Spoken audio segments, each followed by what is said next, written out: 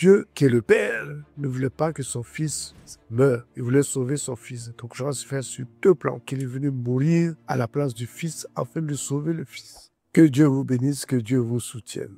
La Bible relate une question relationnelle entre un père et un fils. Mais un fils qui est ignorant, qui ne connaît pas l'identité de son père.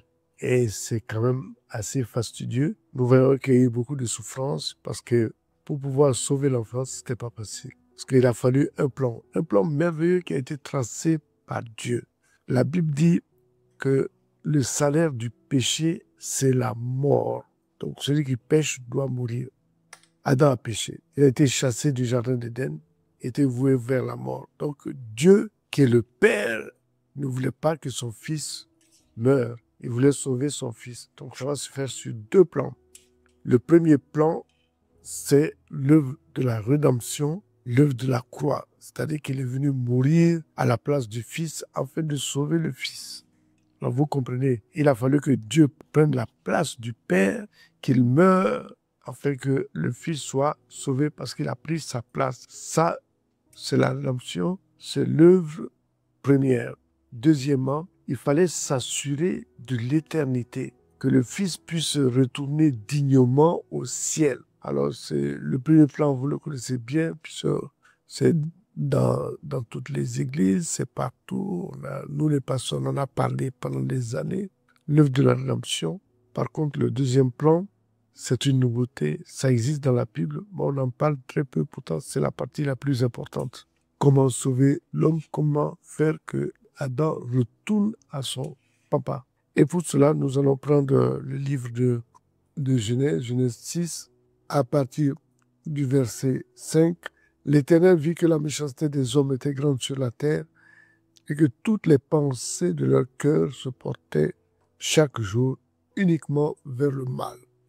Adam a péché, il est allé vers le mal. Il a été chassé du jardin d'Éden, donc il a changé de père. Avant, son père était Dieu, maintenant son père était le diable. Donc le diable, il ne connaît que le mal. C'est ainsi que les pensées d'Adam se penchent vraiment toujours vers le mal.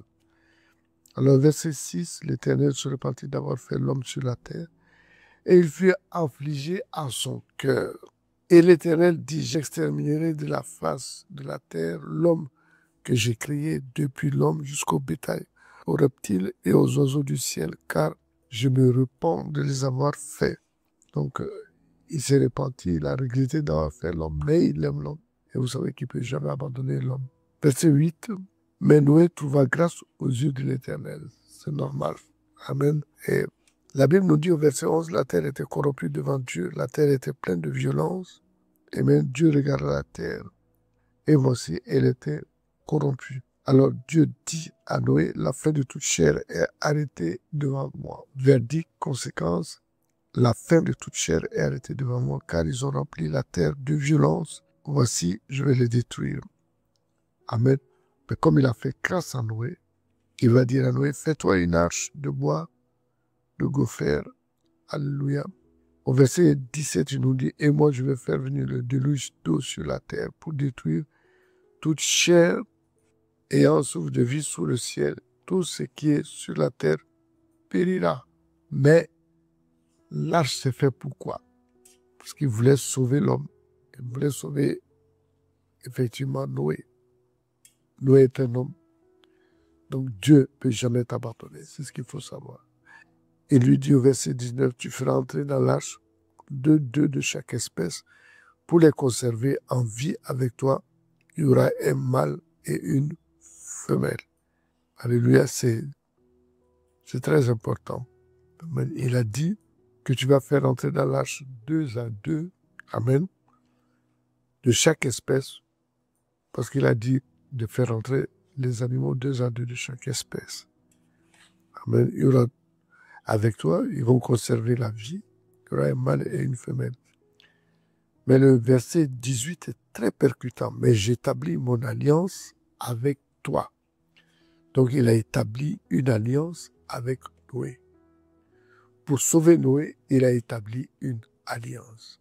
Pour sauver l'homme, il a établi une alliance. Tu entreras dans l'arche Amen. Toi et tes fils, ta femme et les femmes de tes fils avec toi. J'ai établi une alliance. Amen. L'alliance, il a établi d'abord. Ensuite, il a dit pour conserver la vie du déluge, puisque l'eau était partout, tu vas rentrer dans l'arche. Ça, c'est la première alliance. Quand vous voyez qu'on parle de la nouvelle alliance, souvent, c'est parce qu'il y a deux alliances. On ne peut pas parler de la nouvelle alliance sans qu'elle existe. Ici, la première alliance, c'est de faire rentrer, amen, Noé, sa femme, ses enfants et les femmes de ses fils dans l'arche. Ça dit la famille. Il a dit, tu seras sauvé, toi et ta famille. Alléluia. Mais la deuxième alliance est invisible. Mais elle existe. Amen. Ce qui veut dire qu'aujourd'hui, l'alliance existe. On ne voit plus l'arche. Le déluge est passé. Mais il a dit, j'établis mon alliance avec toi. Cette alliance persiste. Et quand tu as allié à Dieu, ça veut dire que tu es avec Dieu. Ça veut dire que tu es rentré dans la dimension de Dieu en état. Dieu se trouve où il est au paradis. Dieu se trouve où il est dans son royaume. Déjà, si tu es avec Dieu, ça veut dire que tu es déjà au ciel. Amen. C'est important. Quand tu es avec Dieu, tu es la même chose que Dieu. Tu disposes de la puissance de Dieu, de la pensée de Dieu, des principes, les privilèges de Dieu. C'est important pour nous parce que nous combattons contre l'ennemi qui est invisible. Dieu le sait. C'est à cause de ça il a dit que j'ai établi mon alliance avec toi. Tu entreras dans l'arche, toi et tes fils. Si l'alliance devait s'arrêter à l'Ancien Testament, il allait dire seulement, rentre, toi et les animaux que j'ai choisis dans l'arche. Et vous êtes sauvés. L'histoire est finie. Mais il a dit, j'établis une alliance avec toi. Et dit qu'il marche toujours avec ta postérité, les enfants de tes enfants.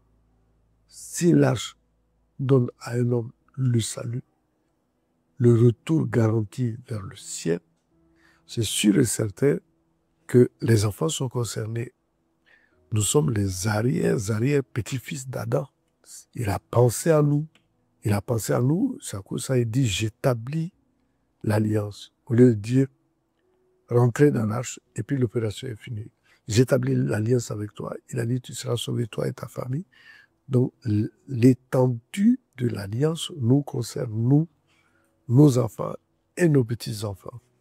Donc, l'alliance, c'est très important. Voici pourquoi tu dois rentrer dans l'alliance. Voici pourquoi tu dois adopter l'alliance. Voici pourquoi tu dois avoir aujourd'hui le renouvellement de l'intelligence, que Dieu ne t'a pas abandonné et que Dieu ne t'abandonnera jamais.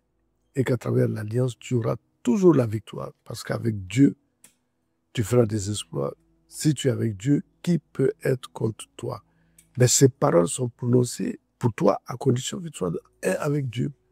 Il faut le savoir. Donc, la Bible et l'extension de la Bible, c'est l'alliance. L'aboutissement de la Bible, c'est l'alliance. L'accomplissement de la parole de Dieu, c'est l'alliance. Il faut le savoir. Que Dieu te bénisse.